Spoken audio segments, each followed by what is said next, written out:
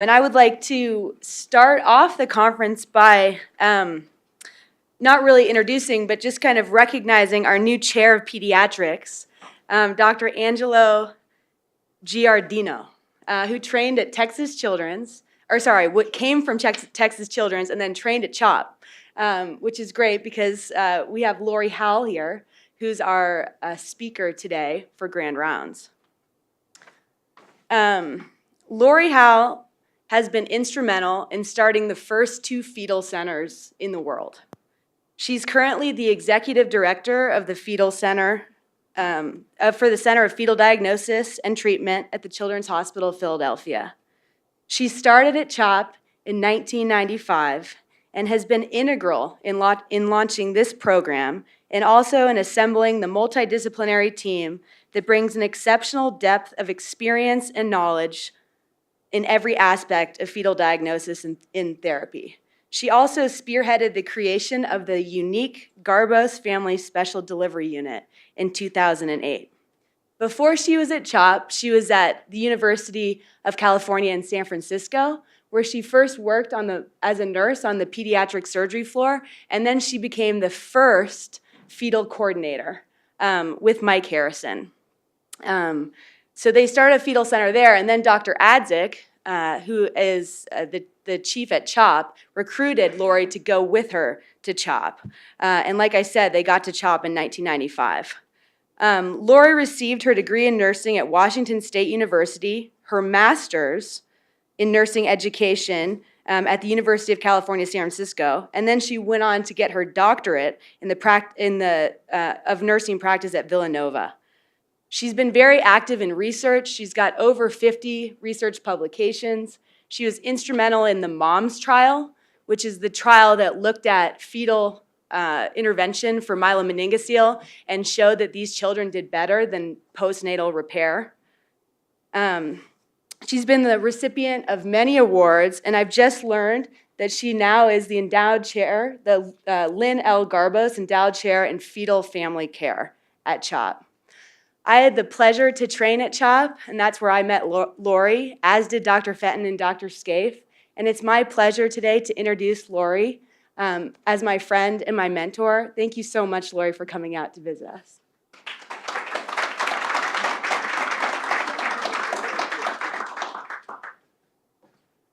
You almost feel like you're home here with all the people that came from CHOP to come to your wonderful center that you have here.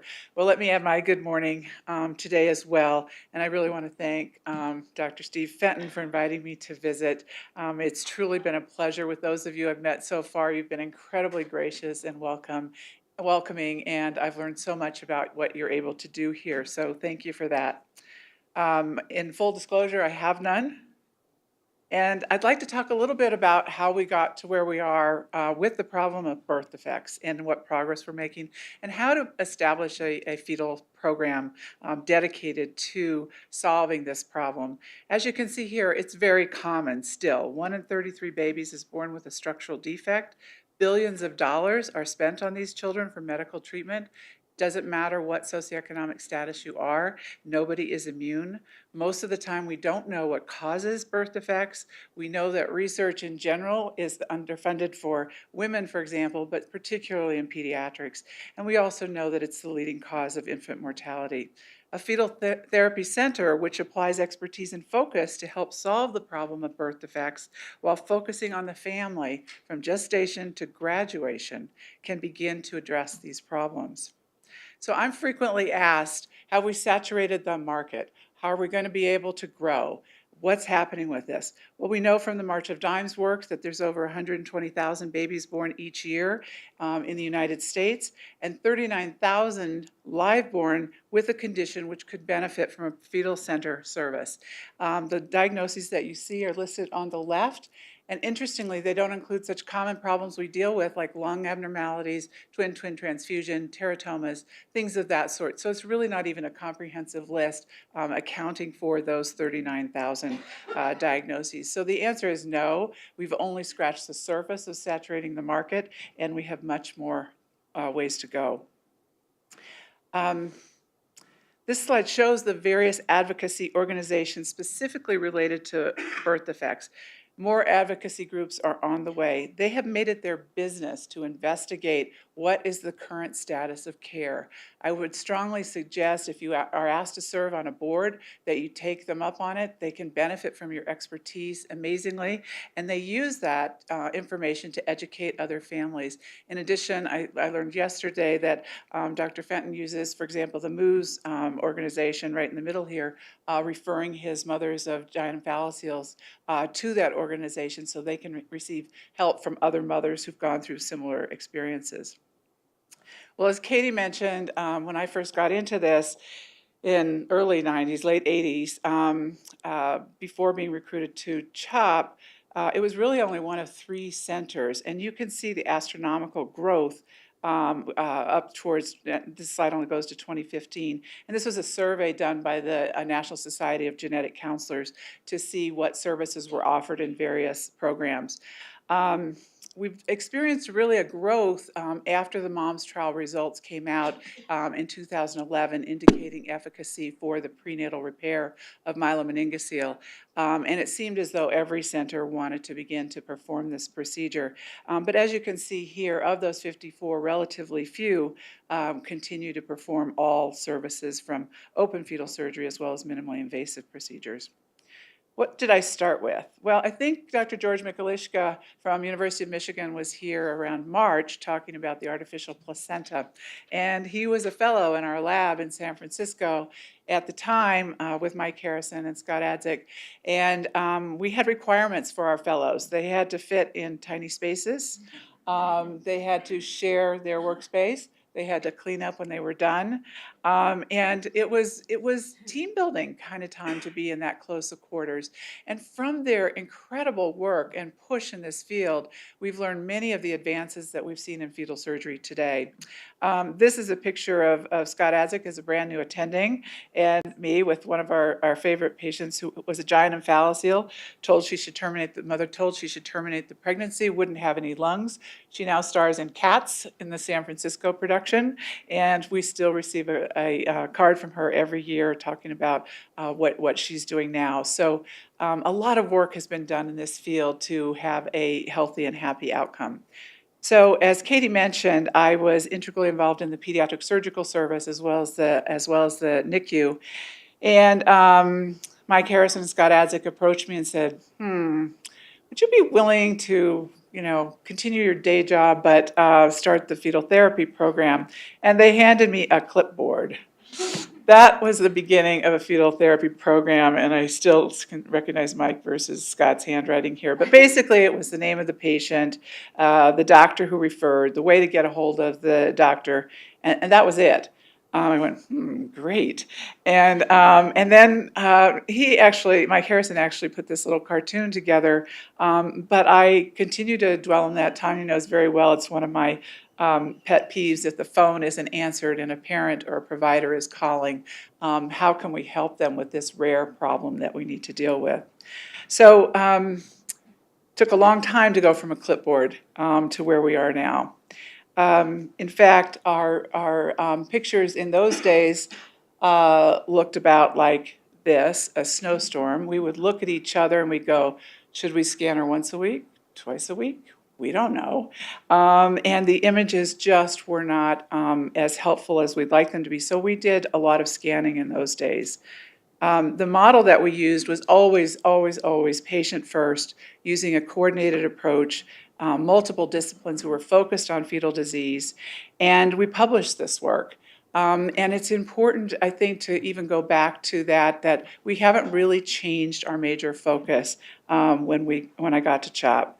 And here is our CHOP model. Now, there are many models out there, and I'm not saying that this is the absolute correct one that you have to use or think about using, but I do think that upholding the basic tenets from the very beginning of when to intervene on a innocent bystander, aka the woman, it's very important that you have pieces in place to do so. And I know that Steve Fenton has done an incredible amount of work with the various teams that I've met with so far that are incredibly passionate about this area, and so that's very exciting for me to see. Institutional commitment is key. We could not do this without the support of the hospital. They had to be in it 100%. And it was often difficult if we had a payer who wouldn't pay, if we had a new piece of equipment we needed to purchase, things of that sort. But they were always behind us and helping us, not to the extent that I would like, because that's where philanthropic support comes in. And we truly couldn't do what we do now without philanthropic support. And I credit our incredible team with a kind of a pay-it-forward mentality. I was talking to Katie last night, and one of our mothers who had just been to our fetal family reunion a week before just dropped dead at home, and she had been taking care of her baby for a year, and we still don't know the cause of that. But the day after, the dad called and asked how they could raise money for the center to provide support for for other families. I just think of how incredible our team must be to engender that kind of kindness and caring in families. And I attribute that really back to an amazing team that focus on the patient and the family. It's not easy to get multiple disciplines in the same room, let alone agree on the plan, and that takes time. And sometimes we still disagree, but it's good to get everybody's points of view out there. You never know when practice will change as a result, and you will. I think Ann Kennedy mentioned this yesterday. You will up your game, is the way that you've coined it. We learned early on at CHOP that it was very frustrating to have a delivery unit next door at the Hospital of the University of Pennsylvania or elsewhere, and babies would be transported into CHOP, because for us there was a black box about what was done during the prenatal surveillance period, what was done at delivery, what was done at the resuscitation, and what was done during transport. And as a result, we in 2008 moved on to create the first special delivery unit for healthy mothers, just focused on babies with birth defects. We cohorted our patients according to specialty. We've done our research both in the animal basic science laboratory as well as with surgical outcomes. And clearly having a long-term commitment to these families is key to any successful fetal therapy program. Here are the clinical program components. This is part of our team. It's kind of an old picture. I have to retake some of these, but I think some of you recognize Beverly Coleman, who's our director of fetal imaging. And we have a number of other folks here that are still with us today. So it's been an incredible team develop, and we add more depending on patient needs. It's really let's see here. So yet, as you've seen from the clipboard, it was important to look nationally about what is further work can we do as a group to improve the outcomes of birth defects. And in 2008 began the Fetal Therapy Research Consortium, and the little red dots you see there are those programs that currently exist. It's a great organization from the standpoint of an opportunity to pool data, increase educational information, but it does require trust of all committee members and transparency of sharing the data. Fetal work is not always easy, and there are many times when the outcome is not what we had hoped it would be, but it's important to share those results with others who might not have as large a volume so that they can do more. We've also upheld the basic tenet initially established by the International Fetal Medical and Surgical Society to report all our results in peer-reviewed journals, critiqued by our peers, before we go to the press. And many times you've seen articles coming out in the paper with, look at this wonderful baby, had fetal surgery, come see us. We have really not taken that approach because we felt that, one, it's not 100% that you will get a successful outcome. And it's important to be honest with families who are searching like crazy for the best outcome for their baby.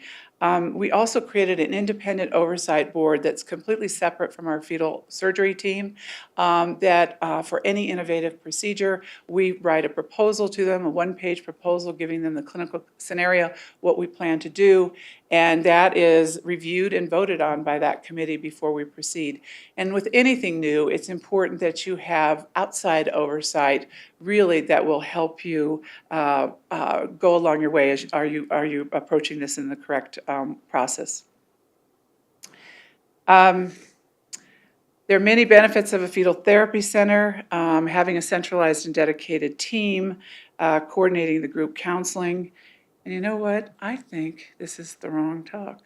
I think it's the right talk, but there's one section here that I think when you guys pulled it up, sorry about this, let me just make sure.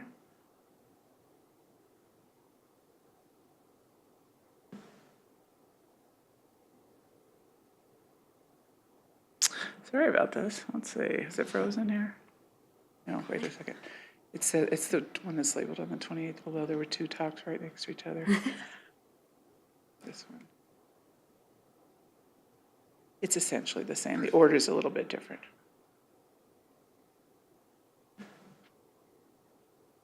Can't throw me off, right? All right. Here we go. Let's see.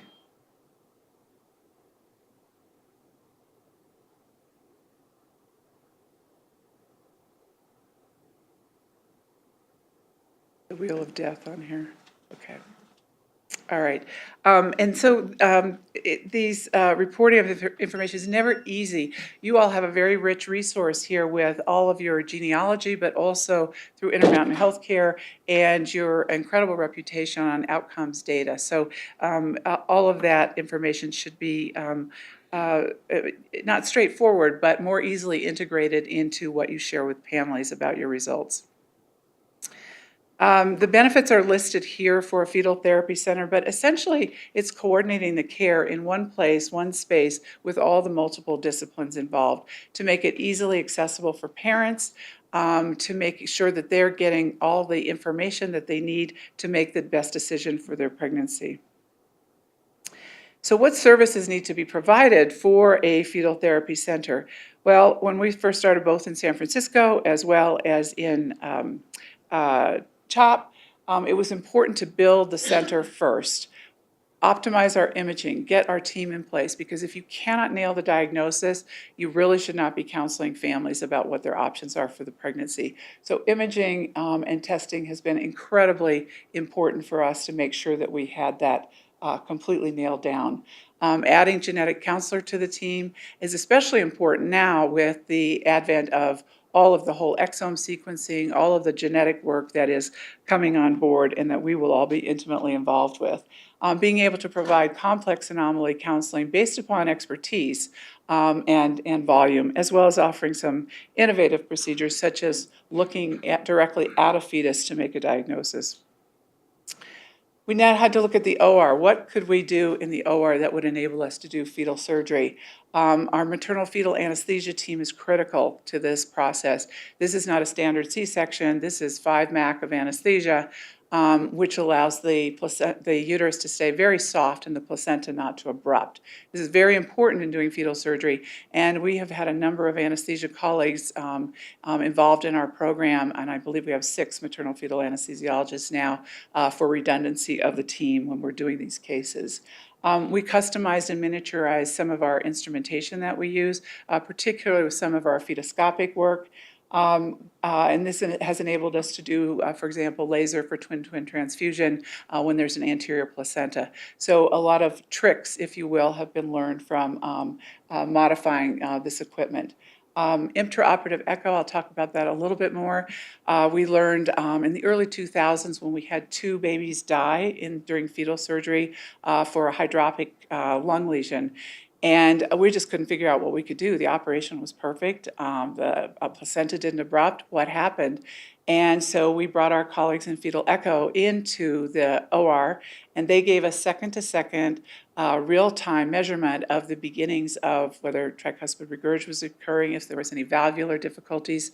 And from there, we were able to change our practice and publish that work and the effects of anesthesia causing myocardial depression and intervening earlier.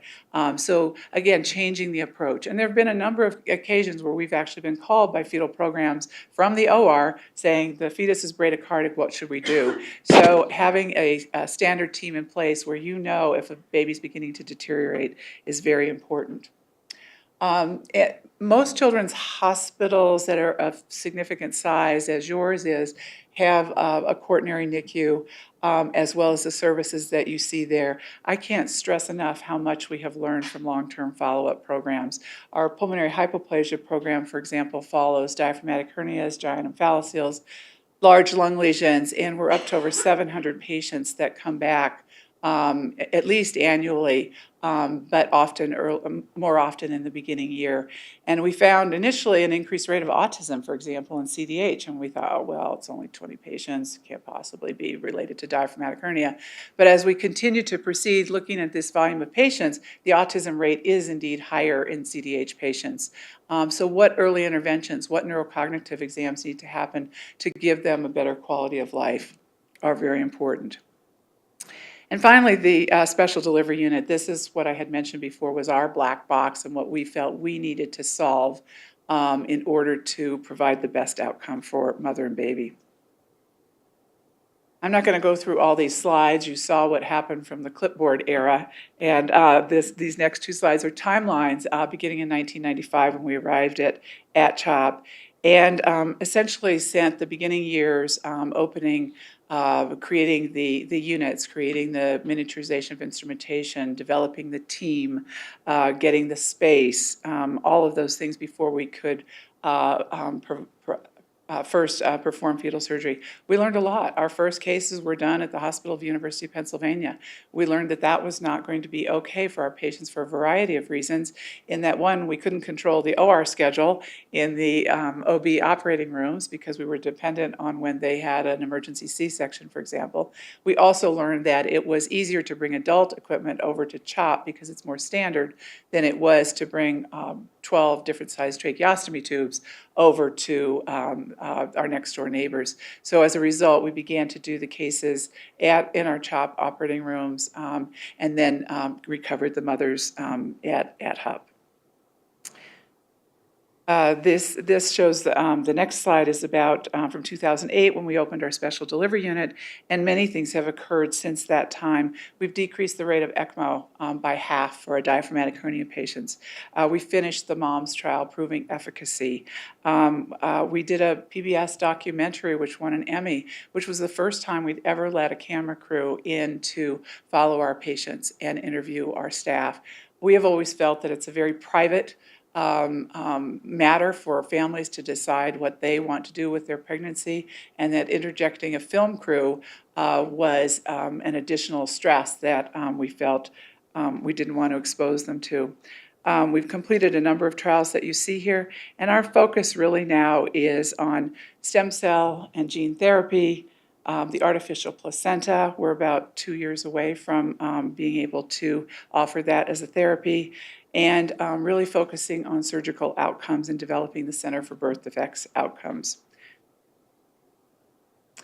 What do we find are the keys to success? I don't think I can say it enough. Patient-centered, patient-centered. It's not always fun to leave your office and come to a different space when you've got a whole schedule ahead of you. And so that's where having a dedicated team comes into place. There's so much we don't know that we need to know, and only having that dedication and focus will help us do that.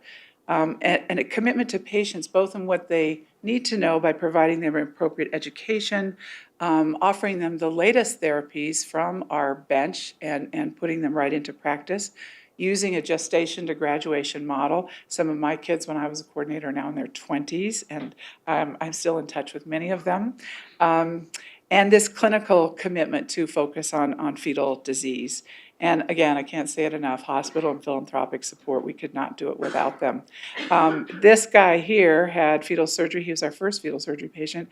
He had fetal surgery for a hydropic C-cam. Here's the fetal hand, as you see here. Here he is just born at 36 weeks. And this is him last year. He's on a full baseball scholarship to the University of Texas. He actually called me on the anniversary of his fetal surgery, thanking him, and I think his comments there reflect what he plans to do with his life to make a difference. Removing logistical and financial barriers are key to any programmatic development, particularly if you're looking at a regional, national, international audience. I personally believe as a nurse, it's important for families to focus on the medical issues that are occurring with the pregnancy and not have to worry about the other areas that really take up a big concern, particularly of fathers. Mothers are really usually in it. They want to do everything they can, but dads are worried that, you know, we'll take their house or we'll do something like that. As a result, we have 2 Ronald McDonald houses. You can see the one, this is the first Ronald McDonald house opened in the country. And they're adding an additional 55 beds to open late in December. We also use the one just across the bridge in New Jersey, and at any one time, I might have 6 mothers and fathers in hotels awaiting an evaluation or have just been evaluated, had a procedure. So we just don't have enough space. So ensuring that there is adequate lodging for families is very important. Their insurance, I fight insurance companies every day. I write appeals. I send them articles. That's the other reason why it's very important to do your homework, do your research, publish it, and get it out there so that they know what your volumes are, what your outcomes are, and it's not just somebody saying, oh, well, we need to do this. It really gives credibility to what you do. We've adopted a model here of answers all in one day, and here you can see your world famous Tanya Duke right here as a fetal therapy coordinator. And having been one for a number of years, I think that role is essential. This is us having fun at the International Fetal Medical and Surgical Society meetings. And the Fetal Therapy Nurse Network began, I believe, 2 years ago, Tanya, or 3? 2, 3? 2, and it has over 145 members at this point in time. And actually, a PhD student at Yale has a Robert Wood Johnson grant to study what is the role of a fetal therapy nurse coordinator, because it has been very, very difficult to quantify. Is it who the physician likes? Is it who can do the best ultrasound? Is it the genetic counselor? Who is that person that makes up the role of a fetal therapy nurse coordinator? I learned that you all have a 1-800 number, so I'm glad to see that. We do as well. It was kind of fun coming up with a name, although that O at the end can often be interpreted as a 0, so we have to put in parentheses what the real numeric values are. We answer that from 6:30 in the morning till 6 at night by a real live person. I hate phone trees, press 1, press 2. And I cannot tell you the amount of parents who have said, thank you so much. Please make sure that the nurse continues to answer the phone. She just gave me such relief being able to talk to somebody who knew what I was going through.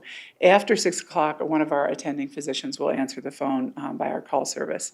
Getting all the insurance taken care of ahead of time, again, so they don't have to worry when they get there for their evaluation. Reviewing all their test results, confirming the diagnosis. We have about a 35% misdiagnosis rate for patients referred into us, and we don't think that's actually quite unusual because of the quaternary level of our imaging. But sometimes it's a great day, and sometimes it's not so great of a day.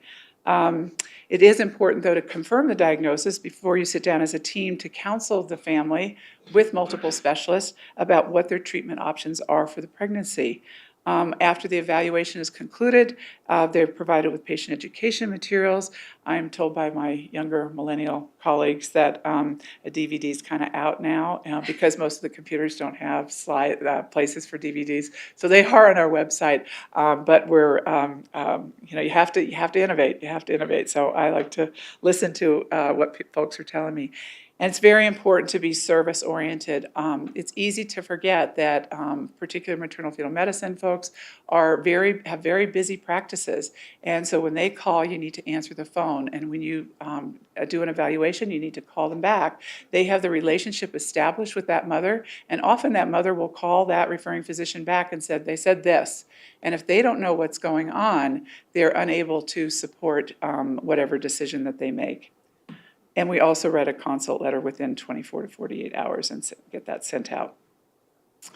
What's involved in the evaluation? Prior to their visit, we have all their prenatal records, outside imaging if it was done, but oftentimes the ACOG records are important, but the imaging really needs to be redone from start to finish.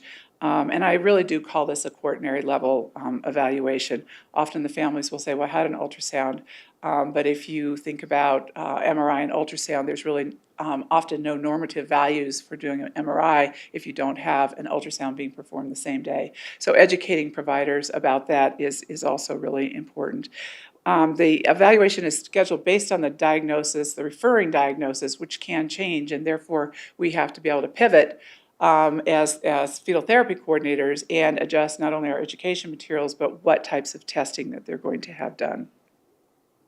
Many options that families have now to when they learn that their baby is abnormal and has a birth defect. And there are many options for them, changing the timing, place, mode of delivery, offering a fetal therapy intervention, offering innovative procedures such as an exit procedure. And we've even moved more now because of the assessments to a C-section to immediate resection. Lesser and less risk for the mom to essentially undergo a classical cesarean versus a low transverse C-section. We've polled our families. We want to know, what do they want to know at a prenatal consultation? And this has been confirmed actually by some of the authors that you see there as well. Well, first of all, they want to know that we're prepared. They want to know that we've reviewed their chart. We've gone through, do they have 3 kids? Do they have 2 kids? Are there any problems with them? Do they have any social difficulties? Do they speak a different language? Is an interpreter there? All those things that really speak to preparation for the visit. They want physicians that are knowledgeable about what their baby has. Again, we're talking about very, very rare diseases, and oftentimes providers will see maybe one of these in their entire career or one a year. And so when the parent says, my doctor had to pull the book off the shelf to go through it, they want, when they come to this type of service, they want to know that you've seen a significant volume. And I've seen some of your volumes, and I don't think you have a problem with that at all. They want you to provide hope. They don't want you to take that away, even if it's going to result in palliative care or an in utero demise, and you know that, but they haven't processed it to that point. And they want you to spend time with them. And that's why having a focused, dedicated team and not being pulled in a million directions really enables you to do that. Here's some examples of the patient education materials that our clinical team develops based upon the evidence, based upon what we know clinically, and based upon what parents tell us. So for example, our educational, I'm going to say they aren't going to be on YouTube now to get into the swing of things, as well as individual, really 4th to 6th grade level patient education materials, because these adults certainly regress to about a 4th to 5th grade level and really often don't hear anything that's said. And certainly educating our providers becomes very important in generating newsletters that we send out as updates occur in the fetal surgery world. Early on, we recognized that to be a national referral program, or even a local referral program, that we had to have a presence on the web. Actually, my husband and I developed this in 1997 after we got into CHOP, and I was originally told, no, we can't do that. So we created a microsite and bought the URLs and went from there. And now, of course, everybody has one. I think it's very important to have an educational focus on this. This isn't a marketing tool. This is about, in your hands, what are the likely outcomes for this baby, and what's the evidence say? We take great pains to update it regularly with new information that comes on board. We update quarterly volumes and outcomes. We update them quarterly. Family stories. Families want to hear how other families have done, and often they ask, what's my kid going to be as a kindergartner or as a teenager? And so often these stories can be reassuring to them, and often they want to be put in touch with them. It provides equal access. Even if they don't come to us, they have information that is state-of-the-art about their particular baby's disorder. They can stay anonymous. We don't know who's on the site. We recently implemented a contact us form, but most of the parents actually prefer calling us by phone. And as I mentioned, providing content that is specific to the birth defects that you treat. Very recently, we started our psychologist started a private online support forum just for babies, for mothers whose babies had undergone an RFA. for twin reverse arterial perfusion or stage 4 twin transfusion where only one of the babies could be salvaged. And this is a very different population from those who would terminate a pregnancy or have an in utero demise. And we have found that through this support system. And it waxes and wanes. It doesn't always have 100% participation, but often around holidays when the babies were born, you'll see an uptick in their participation. What else do families want to know? Well, they want to know your volumes and outcomes. For a long time, and I'm hoping with the Center for Birth Defects Outcomes, we'll be able to add more to that information. Volume has been a proxy for good surgical outcomes. If you have a grease system, you do a lot of them, you learn from them, and your practice is really quite excellent. And it does need further work in terms of risk stratification and adjustment to be able to educate families, providers, payers about in specific disorders what will happen. So how has this been working? So for our center by the numbers. So since 1995, we've received nearly 23,000 patient referrals from 70 countries in all 50 states. 70% of them are outside of our primary service area. Of that, nearly 23,000, almost 15,000 have been evaluated on-site at CHOP. And once the special delivery unit opened in 2008, we've done about 3,700 deliveries. So I think this model works, but I think that there are probably other models as well. You can see the listing on the other side there in terms of the number of fetal surgery cases. 1,685 mainly have been fetoscopic procedures for things like twin transfusion. Certainly a huge volume, over 300 of open fetal surgery for MMCs, lesser volumes for sacrococcygeal teratoma, and mainly for that because of late delays in diagnosis, and those children are already in fulminant cardiac failure. And we've learned a lot about lung lesions, and I'll talk a little bit more about that. A fair number of shunts have been placed at CHOP as well.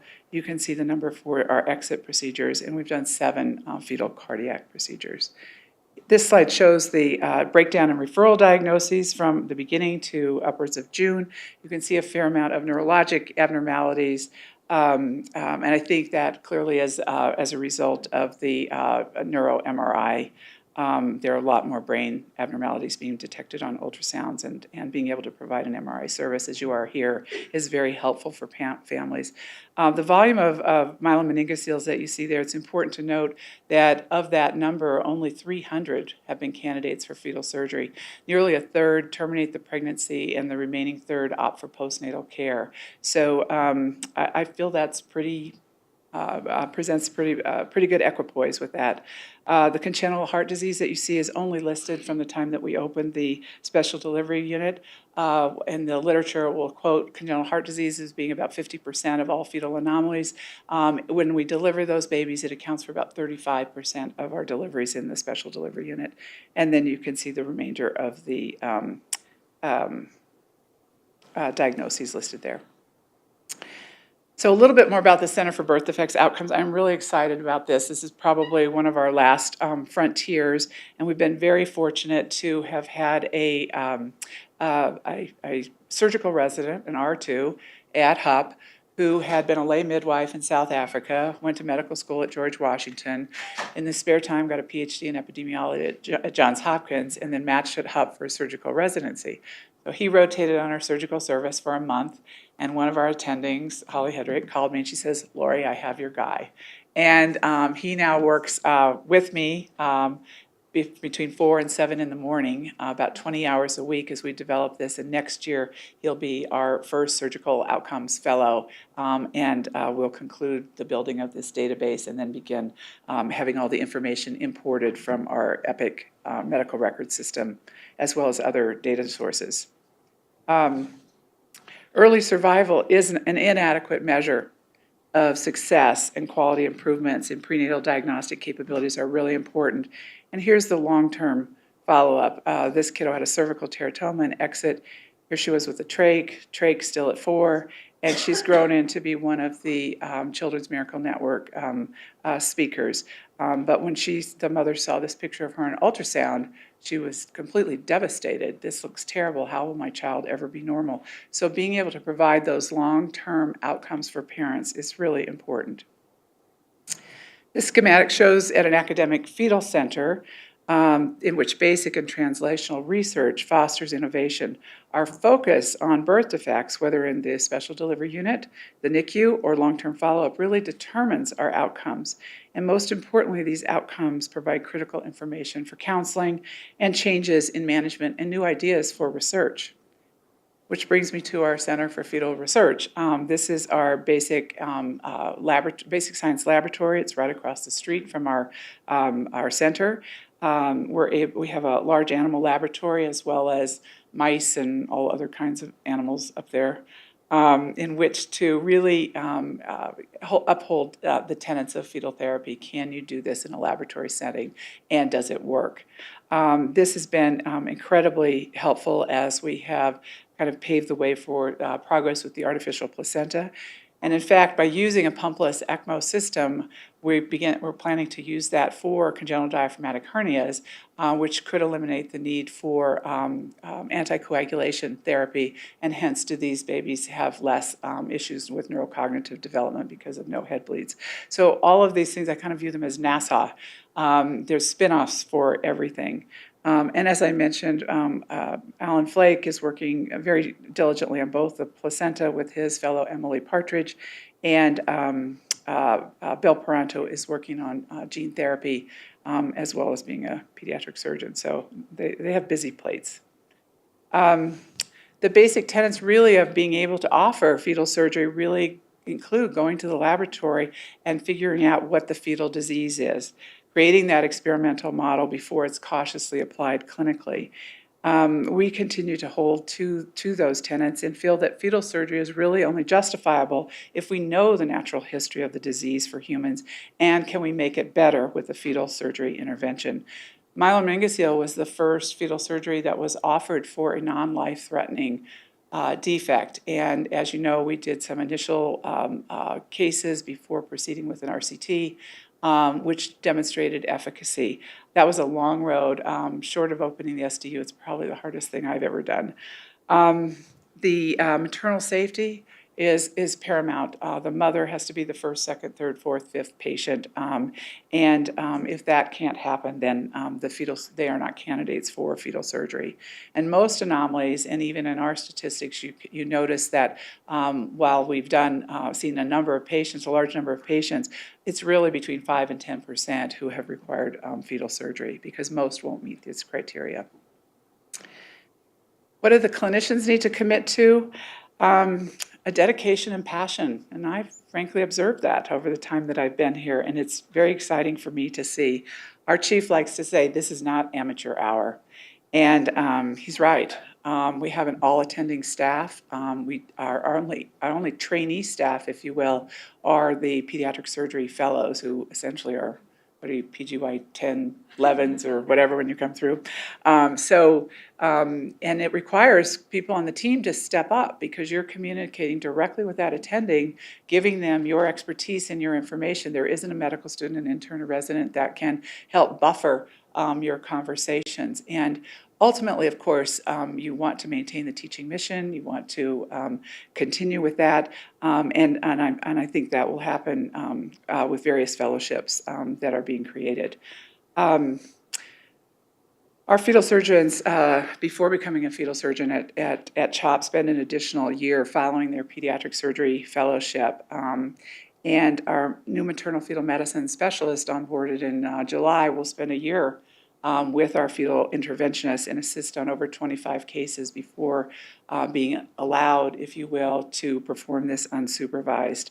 And I tell Steve and Katie this all the time, but really it's important that you have good hand-eye coordination and that you can do this. And there's no shame in saying you can't do it. There are many roles for people, but being able to fire a laser at a placental vessel it requires that type of vision, but also hand-eye coordination.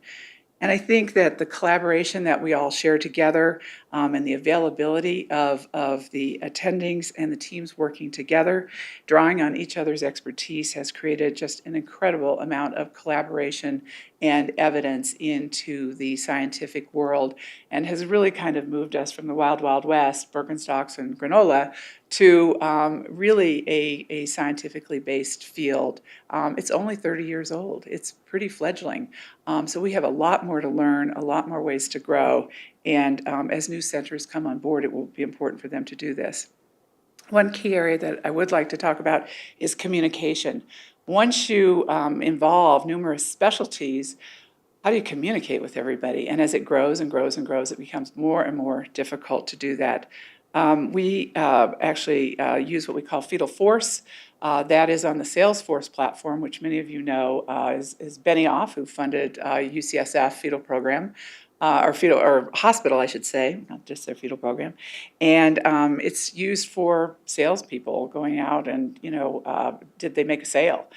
We have modified that to be able to serve as a communication tool prior to them even becoming a patient, because it's very difficult to get a medical record number for a fetus. They are still with the mother, so you have to get that. So this is what I like to call our Bible. This is what everybody needs to make sure is always accurate, so that if somebody's off that day, I can go right to it, or any of our coordinators can go to it and say, okay, this is what the plan is. We also hold weekly interdisciplinary meetings, as does our fetal heart program. Ours is on Tuesday at 1. I was talking with Tanya about this the other day. In 23 years, we'd moved it 6 times till finally I said, stop. It's 1 o'clock Tuesdays. I'm not carting that overhead projector anymore. So this is the easy stuff, right? We've got 4K videos and all that other kind of additive things. So it's just important to get to a meeting, stick to it. If your team is passionate and dedicated, they will figure out a way to make it for their schedule. We also have a sit-down meeting weekly with our coordinators. This is kind of a private meeting, if you will, to get everybody on board. Is the family tucked in? Are there any lodging issues? What happened with their first pregnancy? Are there any typos? I mean, everything from really soup to nuts. Have we made this the best resource possible? We have monthly fetal pathology meetings for correlational work with the prenatal diagnosis, and that is set up by our genetic counselor, and it's very well attended, and I certainly learn a lot from pathology and autopsies. We also have a weekly special delivery unit meeting, including M&M's, Journal Club, and a business meeting.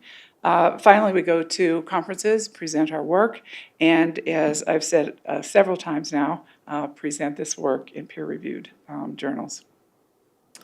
Dedicated space has really been important for us to gel the program, and the pictures that you see here are actually our inpatient unit, but our outpatient unit is contiguous to that.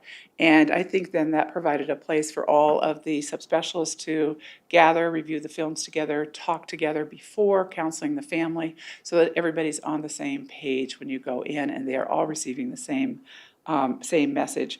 But that has created a kind of an esprit de corps and collaboration. If you're rubbing shoulders with the fetal cardiologist, what did you find on echo versus what did you find on ultrasound? From the pediatric surgeon and MFM perspective, you can tie that up in a pretty nice bow to make a good plan for the family and educate them about what their treatment options are. Being in a children's hospital has had many significant positive results for our families, from achieving the goal of allowing them to stay together during the prenatal care, but also delivery. And as I mentioned, we're beginning to pull some of this information together now. Our outcomes have improved incredibly by being able to have a dedicated, focused delivery team. Once you get the nuts and bolts together of the team, of the space, I had always wanted to spin off how do we support these families? And as a nurse, I thought I did a pretty good job. But as more and more information comes available about postpartum depression, PTSD, anxiety, other stress disorders, we know that 20% of mothers with normal pregnancies have postpartum depression. What does a mother with a baby with a birth defect have? So I brought on a full-time psychologist, philanthropically supported, And we were able to now do mental health screeners and have screened over 2,200 mothers and fathers and found that initially their anxiety or stress-related disorders were quite high, which would red flag them and cause an intervention directly with our psychologist and or our social worker. After that point in time, we measured again when they hit the special delivery unit and delivered, and we found that same mental health screener showed that they had divided their stress and anxiety outcomes by 50%. We intend to do this in a third time point in the NICU and also when they're discharged, and then really to hone down on what interventions are we providing that are causing this decrease in mental health issues for our mothers and fathers. Psychosocial support team is run by our psychologist. She has a passion for perinatal work, and she's assembled a wonderful team with a psychiatrist, 2 social workers, a child life specialist, and a chaplain. And they form the core team for not only psychosocial support, but also perinatal care and bereavement. And as a result of their work, we know that we have a 20% either termination, neonatal death, or IUFD rate, and these mothers need our support going on years oftentimes, and how do we streamline that and standardize it, and that process has been put in place with that group. So there's a lot of buzz about fetal therapy centers out there, as evidenced by the Children's Hospital Association. Recent newsletter had 3 articles on it almost consecutively. And their initial work came out as a result of a questionnaire that they sent out to various programs in 2008. But this really was a business plan. This wasn't a roadmap to improving the care for a child with a birth defect. Many other attributes are needed rather than startup cost and financial impact. I can tell you that we certainly didn't make money in the beginning, but it's important to stay relentless with what you do and what you know is right, and oftentimes that is not an always easy thing to do. Thought this article was very appropriate, came out in the New York Times, but approaching illness as a team. I say it over and over again. It doesn't mean that we, sometimes don't argue and we sometimes don't have the same opinions. We do, but how do we work that out in the best interest of the family?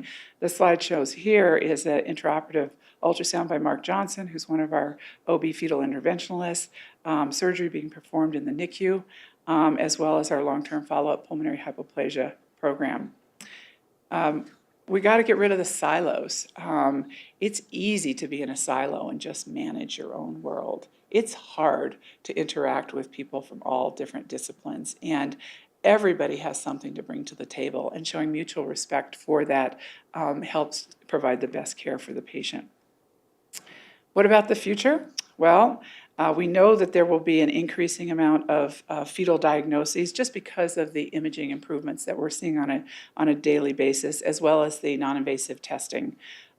We think that open fetal surgery will continue for myelomeningocele and rare hydropic diseases where the baby's in heart failure, but we think that there will also be, over the years, an increase in a stabilization of fetoscopic procedures, culminating really with a growth in stem cell and gene therapy techniques. This will be 2030. This will be all the young people's world, and so it's kind of an exciting time, but it's a lot of ethical issues will have to be addressed, just like we did when we began open fetal surgery. We've learned that there's a spectrum of severity of diagnoses.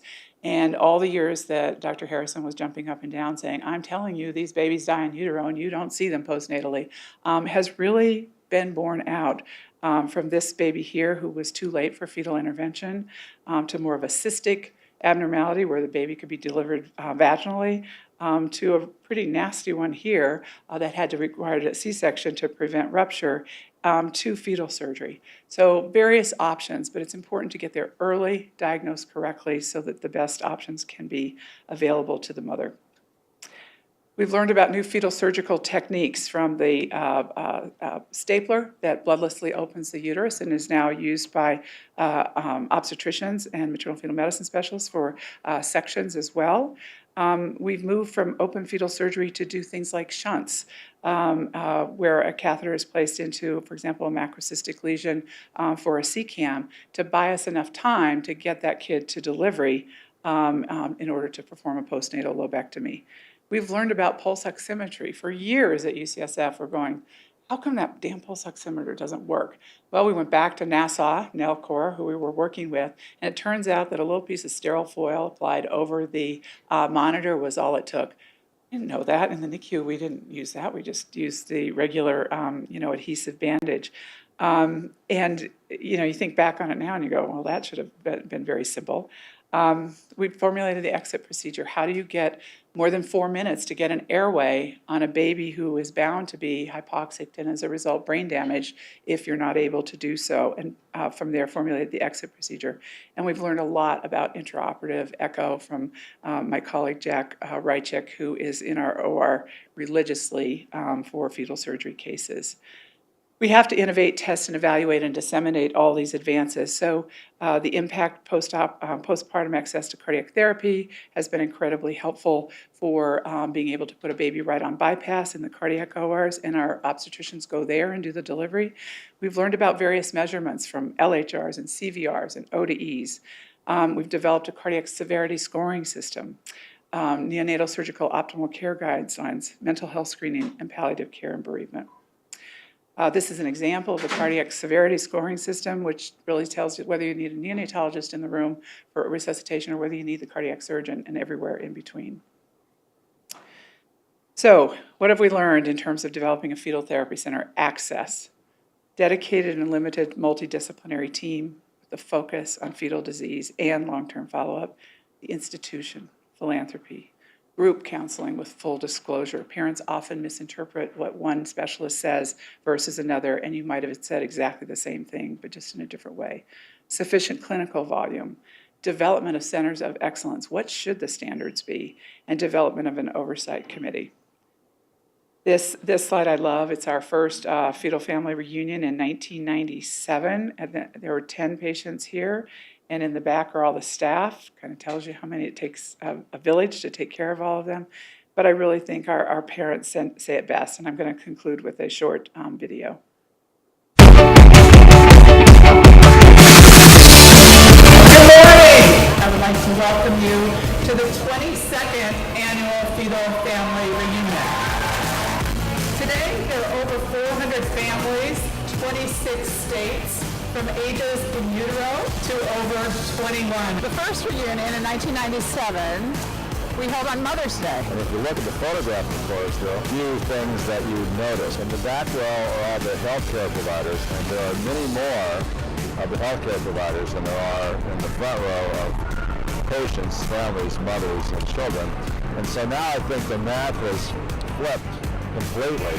We've now had over 22,000 referrals of mothers carrying babies with birth defects. They've come from all 50 states and from more than 70 countries outside the U.S. We're the largest fetal diagnosis and treatment program in the world. I was Dr. Meg, a 100-year patient. I was born with my son first in my chest, and I've been coming here 18 years.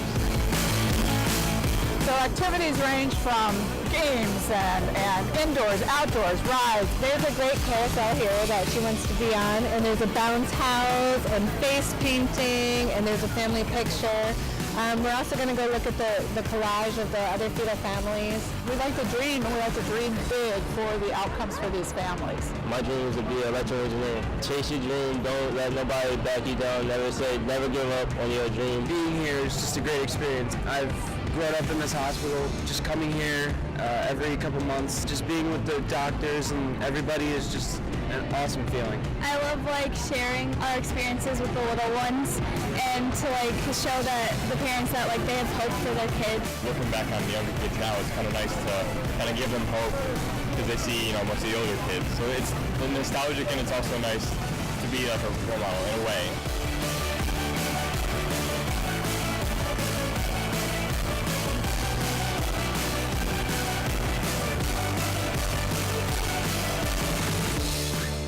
Everybody's nice, everybody's kind. There's nothing to worry about when you come here. It's just all positivity.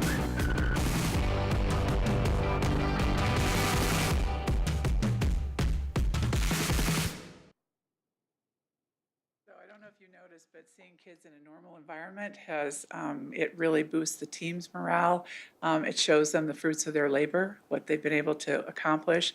And all those kids that had little orange stickers on them had spina bifida. And to see them rock climbing and doing all sorts of activities, as well as the teenagers that were interviewed, is really inspiring to all of us and certainly to me. So thank you for your attention. I thank you for allowing me to visit your wonderful institution and Children's Hospital. It's truly remarkable, and it's just had a great time. So thank you.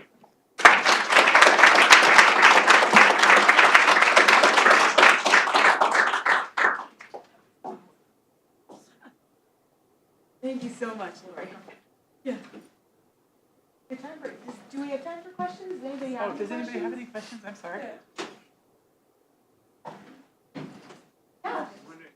Psychosocial follow-up.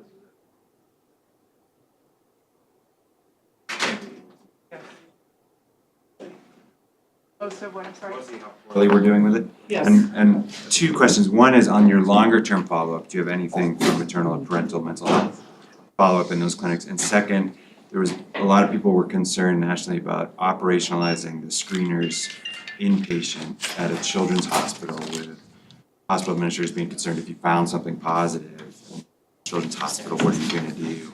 That's an excellent question, and that is one of the reasons why we didn't do screeners at the beginning. I don't think that's ever a really good reason. You know, if you find something wrong, you should do something. I don't care who you have to call, right? But what we found is that by having a psychologist, a psychiatrist, social workers, if the screener indicated that there was maternal stress, paternal stress, we were able to intervene. And these are patients, they have child medical record numbers, we were able to do that. Related to your other question, and I think I'm going to correct it, long-term neurocognitive outcomes in children with congenital heart disease. You're right, that's been a big question, because for years cardiac surgeons were blamed for the operation causing neurocognitive problems, as was the pump time. And what we're beginning to learn is really that there is a huge role that the placenta plays in all of this, and flow. We currently have a progesterone trial. I don't know if Bill Gaynor was at your conference, but I think we've enrolled 70 patients. We haven't done an interim analysis yet, but really looking at are there things that we can do prenatally to prevent some of the neurocognitive sequelae that we see. We also have a single ventricle program that was endowed by a grateful family whose child had a single ventricle. And so we follow those children into adulthood. I don't even think we changed them over to our adult congenital heart disease program. But you're absolutely right. There's so much we don't know, and the resources need to be put into place, because it's really quite easy to be a baby. Parents want to know how their kid's going to be in kindergarten or how they're going to do in high school. And being able to have that long-term data in a way that they can understand, not, the Bailey score was 2.7 and the whiskey was this and the kind of thing, I think will be very helpful in the long run. We're not there yet, definitely, but we certainly recognize that concern. Glad it got brought up at the meeting, too. Anybody else? Thank you. Thanks, Lori.